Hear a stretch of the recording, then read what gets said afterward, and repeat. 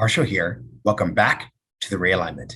Hey everyone, happy Friday. Welcome back to the show. Two quick notes before we get started. Number one, because it's Friday, there is a Substack that's coming out today. So if you have not signed up for our Substack, you can find a link at the top of the show notes where you can get expanded coverage, get input on the show, all those good things. Secondly, we're coming to you with a live episode on Friday. That's because we've expanded the show ever since we launched our Supercast subscription. We're not paywalling these. We want to make sure that everyone can get access to them. So if you could afford to support our work, if you believe in the mission of the Realignment, we'd love for you to go to realignment.supercast.com, subscribe, $5, $50 a year, 500 for a lifetime membership. It's really important. Helps us keep the show going with our expanded coverage.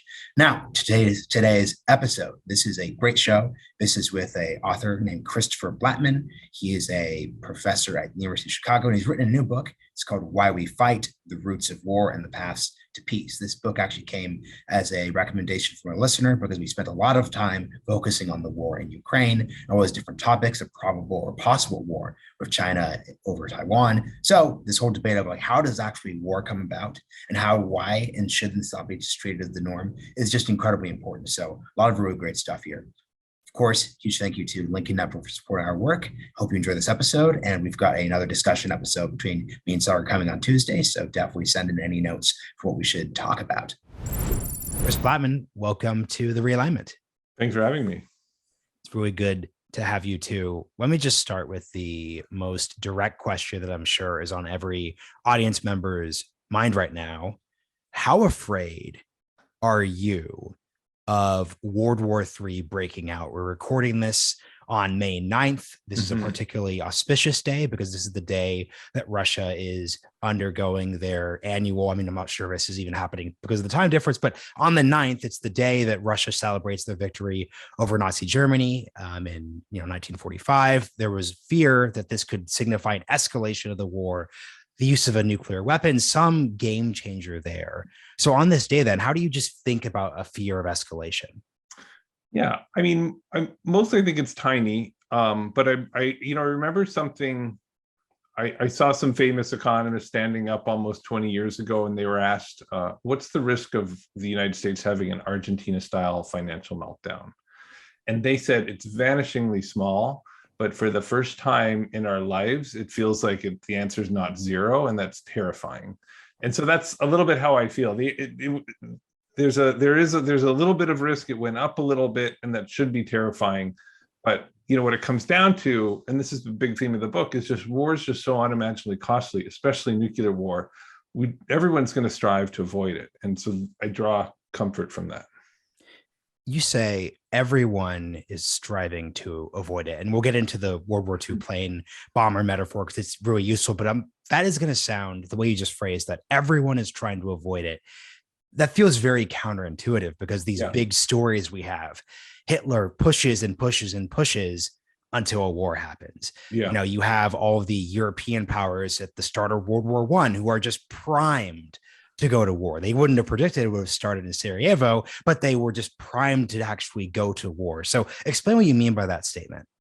Well, World War I's a great example where there were 20 Sarajevos in the preceding 20 years, if not more, these sort of diplomatic flashpoints where the leaders really walked back from war because it was going to be so unimaginably costly. These stories that you hear of, it'll be a merry little war we'll be home by Christmas, was not the majority view. It's sort of a cherry-picked quote. And even look at what's happening now. When Putin, everyone thinks, well, Putin, obviously he was going to invade Ukraine. Well, for 20 years, he's tried every other underhanded means possible to co-opt Ukraine. Dark money, propaganda, assassinations, support for separatists. It was a last resort. So he strove to use every other means possible. Obviously, ultimately, he used it, and sometimes they do. But there's a tendency to overlook that, which I think makes us then misdiagnose war and also how to treat it.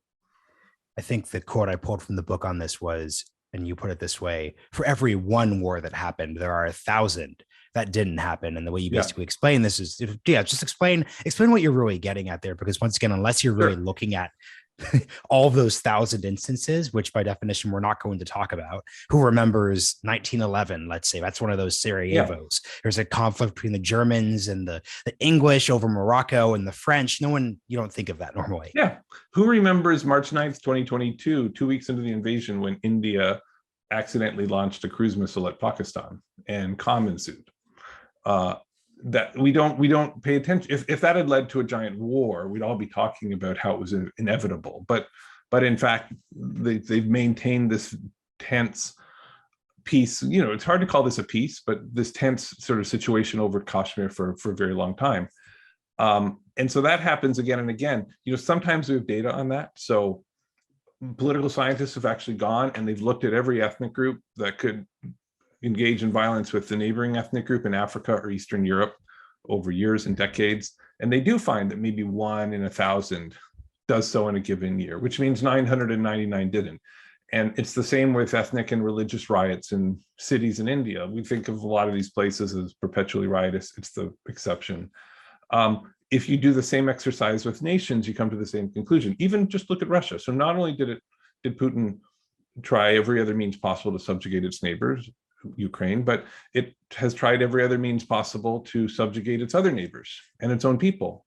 Belarus, Kazakhstan, the whole list goes on, and it's mostly done so without invasion. So it wasn't just, it wasn't kind, it was like cold-hearted, cruel, calculating, self-interested on the part of Putin and or Russia, but it didn't amount to warfare. And so the starting point is just to sort of say, let's look at war through that lens, sort of like, and not be the doctor who thinks that everybody's critically ill, but at least recognizes that the normal state of human health is, the normal state of humanity is health. And then we'll do a better job. Pay attention to the critically ill, of course, right? But then we'll do a better job, just like doctors who are at least aware of human health are going to, provide better treatment. When political scientists and you are a political scientist and folks like yourself think of this idea of war is ruinous, is there a possibility that this is just a cultural assumption? So for example, the ancient Spartans, obviously they had a different conception. Now there's a conversation about leadership structure and nature of society, but obviously ancient Sparta would have a different cultural assumption about war than basically any society on earth. Let's insert Imperial Japan, the Bushido Code. Like there were cultural assumptions that would not see war as ruinous. How would we think about that part? Yeah, I mean, you're thinking of martial cultures in history. It's worth noting that even the Spartans did everything they could to avoid war most of the time. They armed. They were martial societies in order to be so strong that their enemies would bow before them, as most did. That's how they conquered the Peloponnese. And then it's interesting, when the ancient Greeks did go to war, for example, it used to be very short. It was one battle, right? And then it kind of got decided and everyone was like, enough of that. Now, that is not what happened in the Peloponnesian War. And I write about that in the book, but that was exceptional, right? That long war was hugely unusual. Most wars up to that point were very, very short. And that's true. So most of the time we don't fight because it's so ruinous. And then when we do fight, most of those wars are short. And we just have a tendency to pay attention, like we have to pay attention to the critically ill patients. But we don't want to forget that most people get better quickly. What you just said brings to mind a question, because I was listening to a podcast you did to prep for the show, and you all were talking about I think this is with Tyler Cowen, but just the cost, let's say, of like military expenditures that don't end up getting used. Like right now, we have $1 trillion F-35 program that, knock on wood, most likely will not result in a single shot being fired in anger. We have 13 aircraft carriers, on and on and on and on. One could argue that that's a massive waste of money. But the counter to that argument is, well, that those things function to serve as deterrence. To the Spartan example you could give, Sparta did not have to fight wars because it was strong. From a game theory perspective, how should we think of deterrence, spending, those different bits? Yeah, I mean, we arm, and because we arm and because fighting would be costly, we have this powerful incentive to avoid fighting, and usually we do. The And so we avoid that inefficient thing. That's the way the game theorists would think about fighting but what the arming is super inefficient as well, right? Like we'd be all much better off if all of our, if two rivals didn't have to spend 20% of their GDP, their national income on arming. We could spend that on lots of other great things. Instead, we just park things in silos and fly planes around and maybe occasionally blow things up, which is a terrible use of resources. So it would be nice if we could all agree and make a commitment to all disarm. And sometimes we do, right? We do that. We've done that in the Americas. We're not armed against Canada. We found ways to solve that problem. But when we haven't, that's actually more difficult problem. The problem of arming is harder to solve than the problem of war. And so we just have this huge diversion of resources into planes and spears and whatever, and it's hard to avoid.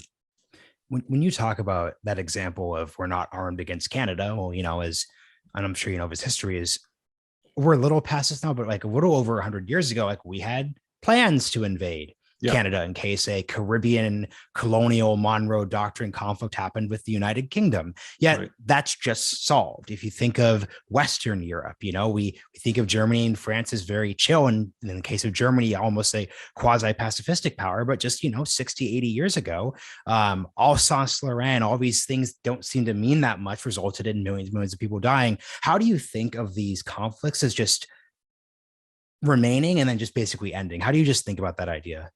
Yeah, you can see this pattern throughout the Americas. Like Latin America spent most of the 19th century at war with one another, and now it's almost unthinkable. There's a few reasons for that. I mean, the starting point is war is so ruinous. Our societies are constantly looking for ways to get around it. The first half of Why We Fight talks about why we fight, but the second half talks about how we get to peace. And there's all these things you can do to sort of make it even more costly to go to war. And I think these big alliances that we see in the world, like this alliance that we see in the Americas, or the Americas and NATO, but also China's sphere of influence, Russia's sphere of influence, what they do, one is they sort of build lots of connective tissue. They integrate economies so that actually going to war against one another is even more peaceful, is more problematic than before. All of these alliances are what political scientists would call hegemonic alliances, meaning you have one big power, China, Russia, the United States, that basically acts as like the peacekeeper in that region. That's going to, if two nations were going to go to war, they're going to impose there'll be sanctions, they'll coordinate action, right? And so you have these it's not a state for this period, but it's a little bit like a state-like entity. So I talk in the book about how all of the things we do sort of roll back the reasons for conflict and force people to focus on the costs or make it more costly. And I think that's what we've managed to do, but obviously not completely, because there's still this competition between these great power, like hegemonic alliances that still exist in the world. I'm glad you brought up that example, because I think it brings to mind an idea which is difficult for people to really sort through, because there's two sides to it, which is on the one side, let's say you're talking to the left-leaning part of this audience, you would say hegemony, stability, what are you talking about? Hegemony means insert wars in the Middle East, insert interventions in Latin America in the 50s, 60s, 70s, 80s, insert basically forever in that context, right? So yeah, we even go to the 18th century there too. So basically, how do we basically reconcile the idea that hegemonic power stabilizes, but also is destabilizing? Yeah, there's nothing to say. So when I say peace, I mean the absence of prolonged, intense fighting between rivals. And there's nothing that has to be just about that, right? So if an imperial power marches into a weaker nation and says, we want tribute, and also we want you to stop fighting with your neighbors and just focus more energy on producing stuff and giving us tribute, right? Which is a pattern throughout history, right? And that happens peacefully, in the sense that there isn't a rebellion and a revolution, but it is repressive, right?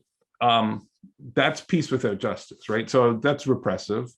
And I'm not saying that's a good thing. I'm just saying that happens because of this basic thing. War is ruinous, rebellion is ruinous, revolution is ruinous.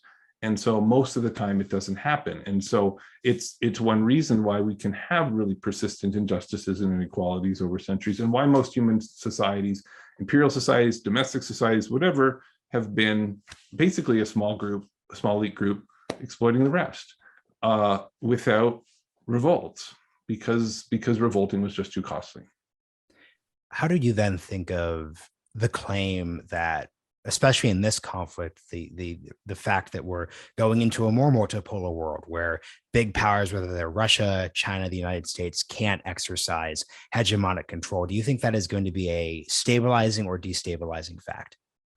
I mean, that's a great question. I mean, this basic incentive that war is ruinous, and so we should be striving to avoid it. Now, of course, I didn't write a book called Why We Don't Fight. I wrote a book called Why We Fight Because We Do.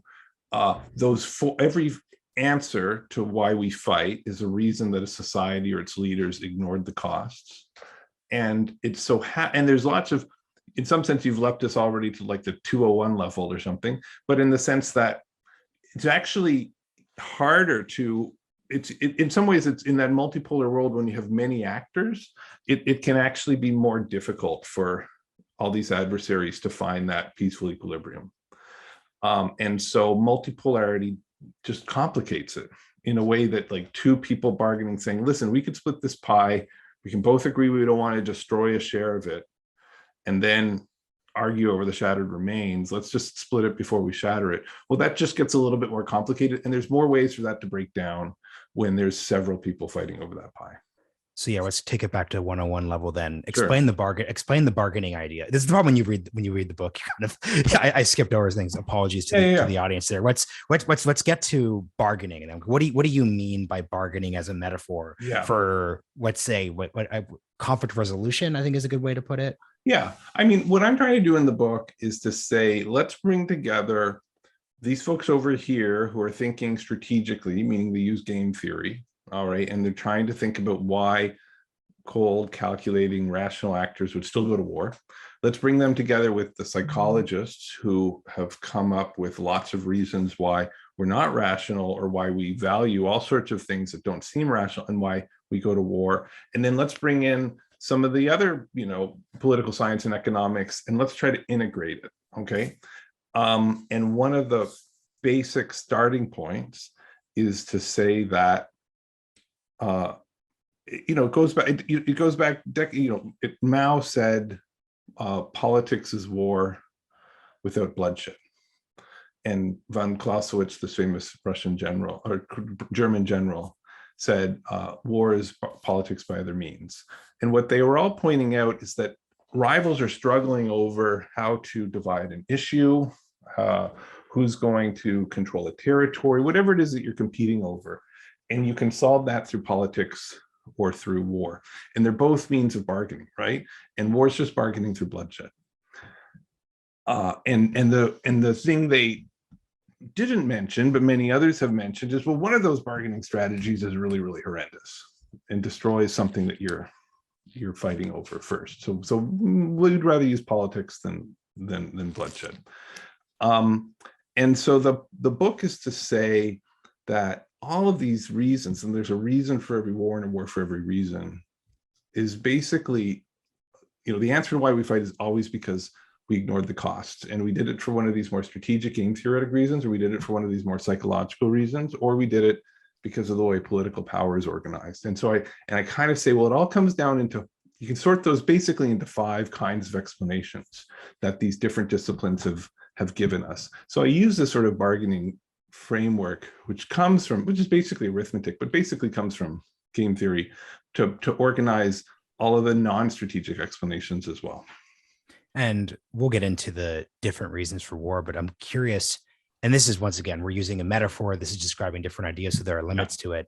But how often are there wars where there just is nothing up for bargain? So, for example, let's say Eastern Europe during World War II. Let's put aside Jews for a second in Eastern Europe, because obviously that's a campaign of extermination. But even, to the Russian or Ukrainian or Belarusian Slav, like the entire Lebensraum plan was that they would eventually just would die out and Germany would get everything. There's no bargain there. So that's a situation where you could argue it was a huge mistake. And the ironic thing is that at first, funnily enough, like, the Nazis were actually kind of not greeted quite as liberators, but it wasn't as if Ukrainians or Belarusians were huge fans of Stalin. So initially, there probably was some bargaining spaces, and maybe a Ukrainian nationalist would be down for a Ukrainian puppet state against the Soviet Union. That's the bargaining part. But once you accede to a Lebensraum replacement plan,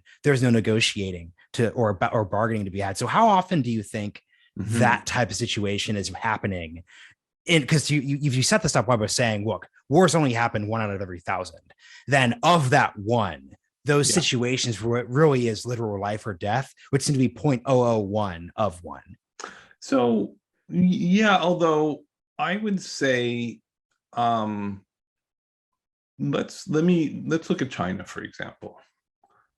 China has a huge number of languages and ethnicities within its border, and it's been engaged in a decades-long effort to homogenize that population as much as possible in terms of language and norms. And it does that through education campaigns. It does that through encouraging Han migration. It does that through repression. It does that through with carrots as well as sticks, and right. And so that has been, so it's not a survival. They haven't decided to exterminate every person of non-Han ethnicity. They've decided to try to gradually integrate them into like a larger whole. And that's kind of, and there are lots of successful, your listeners who are here can't see me using air quotes, examples of this is what France did, right? Most people in the territory we now think of as France didn't speak French, and they didn't believe in the they weren't necessarily followers of Catholicism, even if they were Christians, and so on, right? And so France and many of the most quote unquote successful nations we see today are successful examples of this internal colonization. And so I think all of these projects, what Russia's trying to do in Ukraine and what maybe Hitler was trying to do in Eastern Europe are merely to sort of continue that historical tradition, and we remember them as failed efforts, right? And they were all cruel and self-interested and ideological, but they're a regular appearance in history, and to submit to that, which peoples have, lots of people revolt against that, right? And as they should, I'll cheer them on. But to submit to that has also been a very common, maybe a more common pattern in history. And that's another example of peace being unjust. And it's interesting because I want to, and we really get the reasons, but I'm just interested in a couple of things you said. Sure. You talk about war as being ruinous. Yeah. Yeah, I think something that's difficult is we could probably think of examples where war isn't ruinous, and maybe and you get into this a bit with interest and who controls power and those different bits. Yeah. But at a core level, though, think of World War II for the United States. Right. Hundreds of thousands of Americans die. Yeah. Interpersonally ruinous, but a baby boom happens. So the society, this sounds so callous, I'm just trying to be frank here. The society replenishes itself. The whole rest of the world is flattened. So the economy is the greatest it probably ever will be. On and on and on and on, those different bits. So how should we think of it? It just seems like, and this is why it's difficult with the like 1 for 1,000 example. We just are always going to see these examples of countries calculating that actually war isn't ruinous. It seems like that's probably those examples probably serve as a bad model for other situations. So we have to separate out. There was a period of time when America was simply selling stuff to Europe to wage war that was helping the American economy boom, and they were paying no cost whatsoever, right? So that was an example we'll talk about in a minute, but that's kind of an unchecked interest in the sense that it's sort of like a weapon. Of course, you're like, well, weapons manufacturers do well in war, so of course they like war. And I'm like, yeah, exactly. So America was basically a big weapons manufacturer for a period of time. So if we take that away and then we just look at the point when America's actually fighting and waging the war, it's not to say that there were never any upsides from the baby, but it's hard to imagine that I just think they would have been much better off if America would have been inordinately better off if everything had resolved itself the day before they were going to declare war, and or before Pearl Harbor, probably. And then to the extent they did do better, it was only because all of the other powers in the world beat themselves to a pulp, and then they could be the hegemon. So it was this sort of accidental byproduct of other people fighting. So that's maybe these rare exceptions. And I'm realizing at a core level, like you said, let's put aside the pre-war example here. The US is obviously on the defensive in World War II, in the sense that Pearl Harbor happens, Hitler declares war on the United States. Is there a offensive? Is there a reality that war is more ruinous for an offensive, for someone who's trying to push war, right, and someone who's defending against war? So, I mean, there's one story that I try to deflate towards the end of the book, and it comes from very famous scholars like Charles Tilly, who have said that, well, war in the short run is destructive, but actually we only have powerful states and systems of taxation and public goods and all the things that give us stability and prosperity and all our technology today because war was fought. And so it's like this accidental byproduct. Ian Morris is another historian who's made this point. And the argument I make is maybe it's an accidental byproduct. It still wasn't the optimal thing for them to choose to do in the short run. But actually, I think they're all selecting the positive cases. They're saying, well, I can find an instance, which is, Europe for 300 years, where this proved to be a good thing. But actually, if you look at all the cases, that's not usually what happens. War just pounds people back into the Stone Age, and it's unimaginably destructive.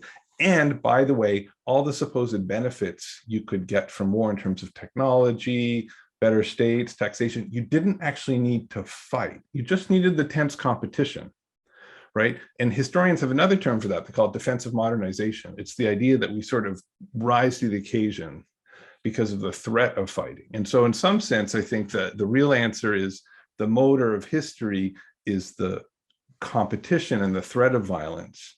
And we've moved furthest ahead when we don't actually do this terrible thing, which is fight.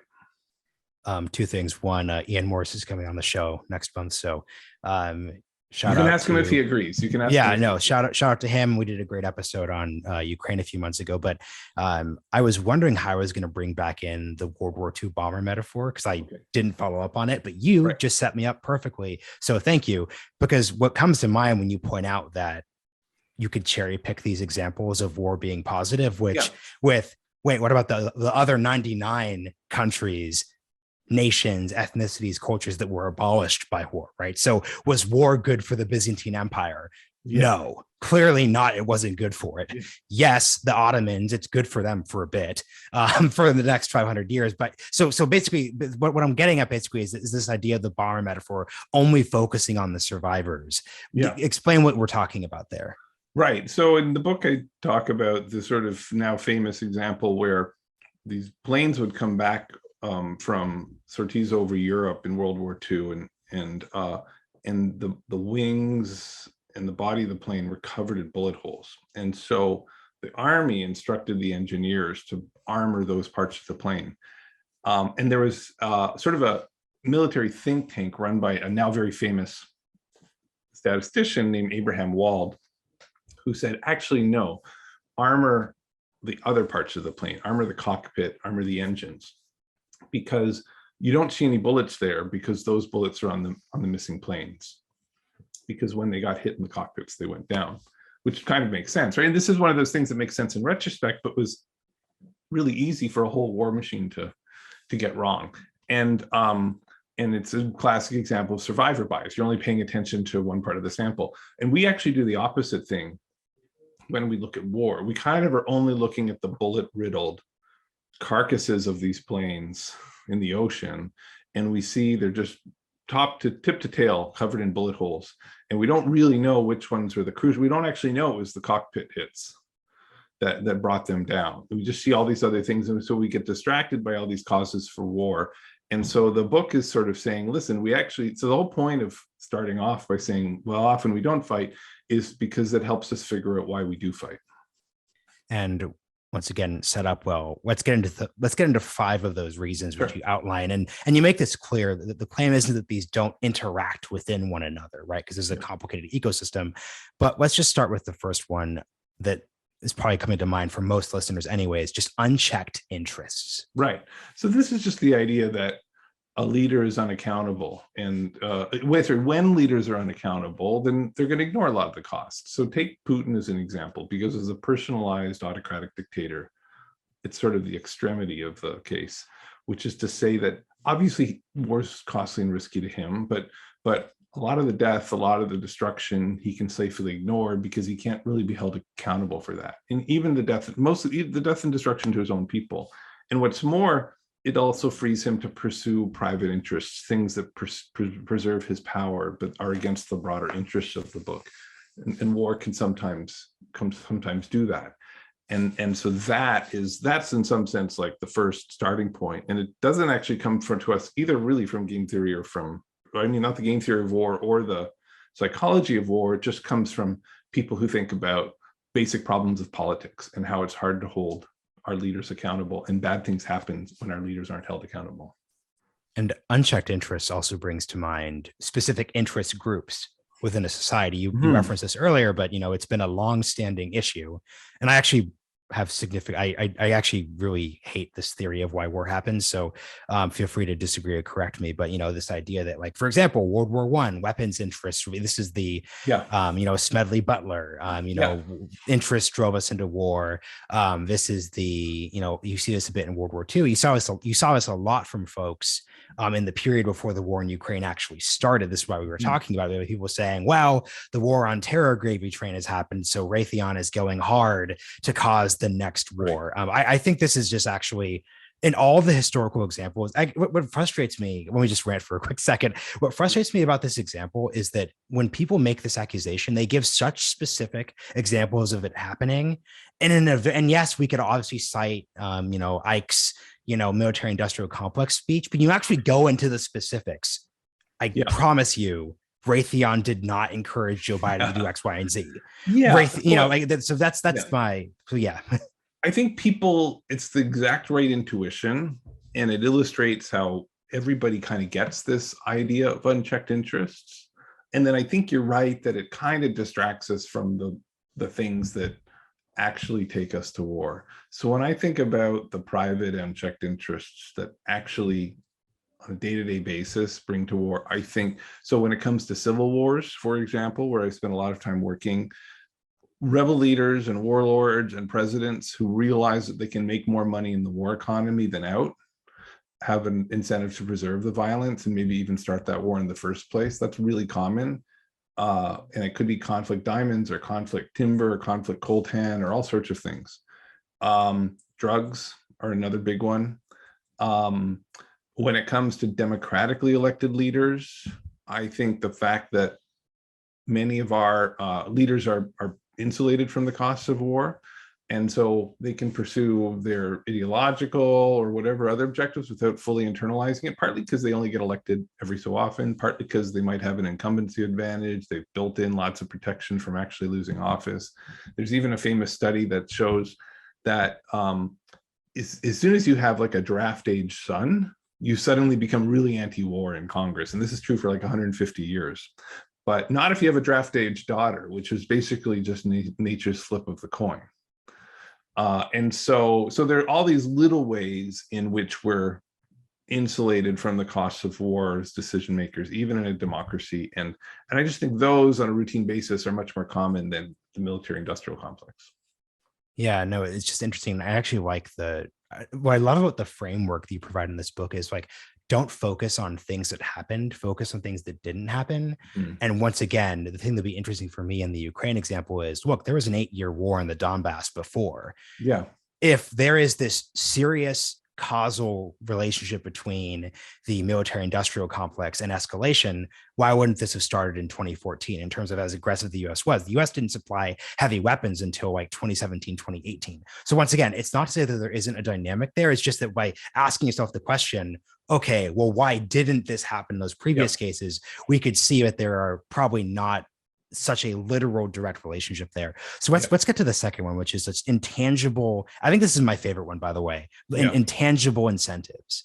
Yeah, this is just to say that sometimes war is valuable in and of itself, or war delivers something that only violence can, and therefore you're aware of the costs, but you're willing to pay them for this intangible, ethereal, often ideological objective. And sometimes those are, we don't think of those as terribly noble. It could be glory, national status, and prestige, visions of grandeur for your ethno-nationalist linguistic group, whatever. That's what a lot of people say is motivating Putin, right? They're basically saying, yes, war is costly. Putin's willing to pay this because he's getting something from this that he can't get otherwise, this ideological gain. But then you can turn it around and you can say the same is true of Ukrainians, that Ukrainians were given a really miserable choice. They were kind of like we talked about a minute ago, sort of like China has given its ethnic groups and in sort of the far-flung provinces and autocrats have given people throughout history. They're like, you're going to get semi-sovereignty and you're going to live with it because we're strong. And they said, no way. They said liberty and this is just too important. We would rather die than accept this, which is its own kind of intangible incentive. This idea that there are repugnant compromises we won't accept. And I think of it, that's the story of the American Revolution, which is what I write about in the book, is there an imperial tyrannical superpower offered a relatively weak colony semi-sovereignty, and they said no way, largely for ideological reasons. So this isn't a story of like strategically gaming out that this is going to be optimal for us. And it's not about ignoring the costs because we don't pay them. It's saying there's this thing I get, this ethereal thing, and I will pay the price to get it.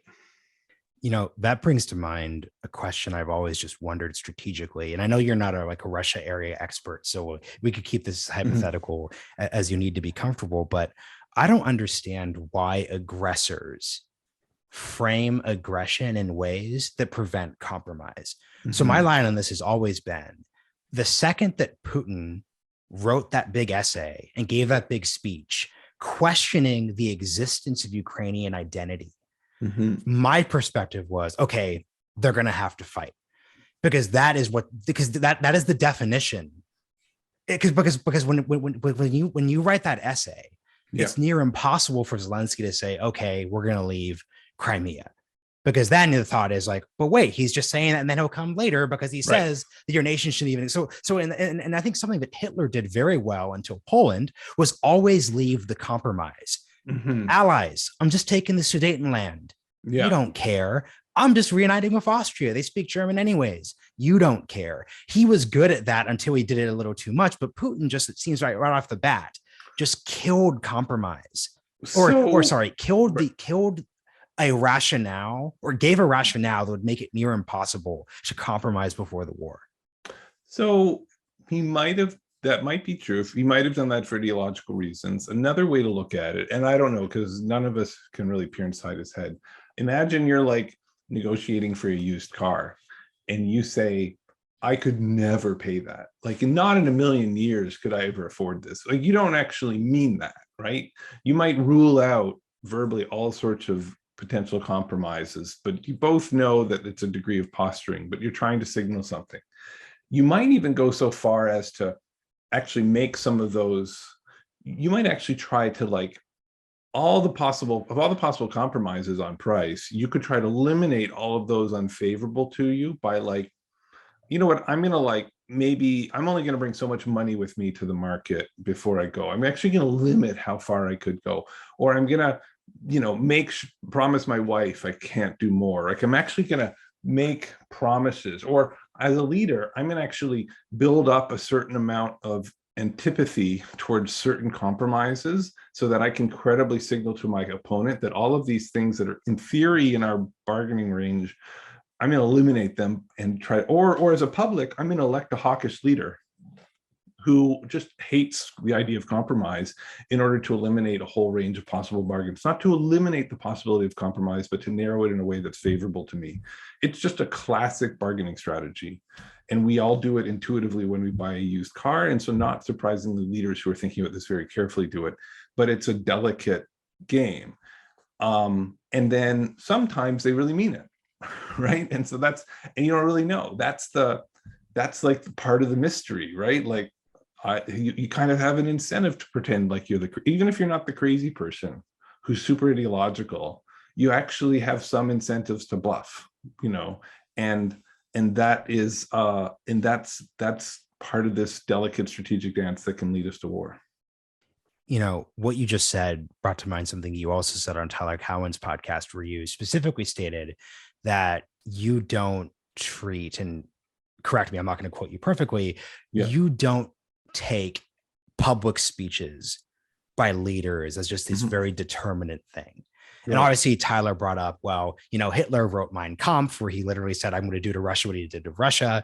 We could find these examples, but then at the other, on the other hand, I'm realizing here, and look, President Obama, when he was elected, he said, we're not going to engage in wars of choice.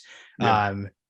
Muammar Gaddafi made a bunch of decisions, I think, based on the idea that there would be no Western intervention, and look where he ended up. So you can't take these things literally. So I 100% understand the thought process there. But if we can't take these things literally or predictively, how does the negotiation actually go about? Do you understand what I mean? Yeah. How are you supposed to do it? Well, it's related to an idea that people call cheap talk, and you can get a little bit of information from cheap talk. What you're really looking for is for your adversary to send you really credible signals. It actually gets us to the third. So we've talked about unchecked leaders, we talked about intangible incentives. Now we can talk about uncertainty, where the fact is it's really uncertain. How resolved is your adversary? Is Putin bluffing? Think about 3 months. Is he bluffing, or is he really willing to do this? Is he really that ideological, or is he posturing? And not just posturing, but he has an incentive to pretend in order to rile his population up so that they're willing to, so that he can credibly threaten, so he can arm, so he can, right? So you're as a politician, you're constantly trying to manufacture a view in your populace that you hope doesn't backfire against you when you eventually have to compromise, right? Same thing with the United States in the fight with the Taliban. Never compromise with the Taliban, never, never, never. It's a bargaining tactic. Then, of course, eventually we settle with the Taliban. And so you have to manufacture, not only do you have to do this cheap talk, not only do you have to try to signal your seriousness with more costly things, because we live in an uncertain world where your resolve is unclear, you actually have to try to construct some of that and fool your own population so that gives your bargaining power against your opponent. So it's quite complicated. But the fundamental problem is that our strength is not written on our forehead, whether we're a nation or an individual. And so we can fake it, and our enemy knows we might be faking it. And so you're engaged, and you're trying to avoid war while also getting the best deal you can by faking it just enough. And it's a dangerous dance. It's strategically, quote unquote, optimal, because it's actually your best strategy. Just like in poker, sometimes it makes sense to bluff, sometimes it makes sense to call, sometimes it makes sense to fold. It's the same logic applies in the context of warfare. And unfortunately, the outcome of calling and bluffing and calling can be pretty miserable. In these examples we're thinking of, I take back saying that number 2, intangible incentives, is my favorite, because uncertainty is my favorite, because it seems to me that if we're looking at probable future conflicts, we can't take what you say at face value. Yeah, you can't, right? I'm just talking. I'm filling time when I'm speaking to someone for an hour. But it's, for example, look at a probable or possible conflict in Taiwan. The US has a strategically ambiguous relationship towards Taiwan. Would we defend Taiwan? Would we interdict a Chinese invasion? Is there what's the degree there? And then if you look at, if you look at World War II, Hitler did not believe the Allies were serious when they said they would intervene on Poland's behalf. If you look at the Russia invasion of Ukraine, whether or not it's up for grabs whether Putin still would have invaded, but almost certainly everyone agrees the level of Western/allied response was not expected in any way whatsoever. So should we, I guess the question then is, should we be, I guess this is hard to answer because it's game theory, right? Is uncertainty something we should seek to reduce to the minimum, or should we just be comfortable with it? In fact, a lot of peacemaking interventions, whether it's at a courtroom or labor battles or between nations or civil wars or whatever, is about uncertainty reducing. This is the principal job of a mediator, right? A mediator is trying to be a credible interlocutor who's able to assess forces and communicate things between sides. This is actually the primary function of US peacekeeping forces. I mean, they've got a couple functions, but basically cantoning forces and helping forces basically count the number of people, make sure everybody's there, and disarm in a controlled way is about uncertainty reducing. And just you walk through a lot of alternative dispute resolution techniques, which are used in courts, they're used in villages, they're used in ethnic conflicts, they're used by mediators at the international level, are all about reducing uncertainty. And so it's actually like a really tried and true peacekeeping tactic. So let's get to in our last 10 minutes, let's get to the fourth one. So commitment problems. Well, I'm gonna bypass that and say, let's talk about misperceptions, because it connects so well with uncertainty. Great. Because we, a lot of people tell the story of Putin being isolated, insulated, overconfident, underestimating the costs, right? So once again, just like these last three stories, the reason we fought, the answer to why we fight is a reason that somebody ignored the costs. In this case, it was a mistake, a misperception. He was just erroneously informed. Surely true, because he's an autocrat who sort of institutionally is isolated, and also because many leaders, CEOs, mutual fund managers, presidents have a tendency to be overconfident, underestimate the difficulties of situations. But I think we put a little bit too much weight on that and forget just how uncertain all these things you just mentioned are, how uncertain Ukrainian strength and resolve was, how uncertain the Russian military ability was, how uncertain was Western unity. And the idea that Russia would get a bad draw on all three of those things, I think nobody really predicted, least of all Vladimir Putin, obviously. And so, yes, it's a mistake ex post, but ex ante, it's not clear. It was just a gamble. In addition, I think he misperceived a lot of these things. And that's this fourth category of misperceptions. Is amidst uncertainty, we have all of these human and institutional capacities for bias that lead us to misestimate the costs and therefore be too ready to use violence. I think that sums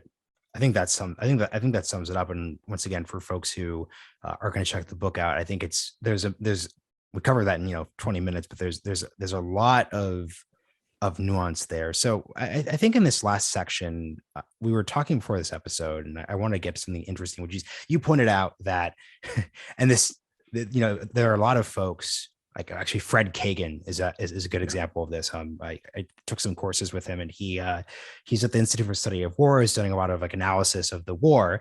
And Fred was a Sovietologist. So he actually got his PhD planning to be there for the Cold War. And, you spend 20 years and you have the 90s, you have the 2000s, the war on terror, and now that is relevant again. Yeah. You did not think you were going to be focusing on let's say, great power conflict. No. Most people are going to hear this book and think of it through the lens of Russia and China. Right. What did you really see? What did you see yourself writing the lens of this book in? And then what was your actual career? Not every single job you did, people could get your background pretty easily, but the impetus. Yeah, I mean, my background, I started off working in civil wars in West Africa, first Northern Uganda, and also Liberia, and thinking about the sort of warlord government conflict. And then I transitioned to working and I did that because that was what seemed really relevant in the 90s and the early 2000s. And then in the last 5 or 10 years, the thing that I'm really worried about, I think is probably the national security issue of the next century, even if we're not talking about it very much. It's just cartels, organized crime. Now that we have all sorts of states that are quite strong, right, as we don't have as many weak and fragile states, all of these former warlords are like, well, I might as well just make my money controlling the city or controlling this drug trade or controlling that.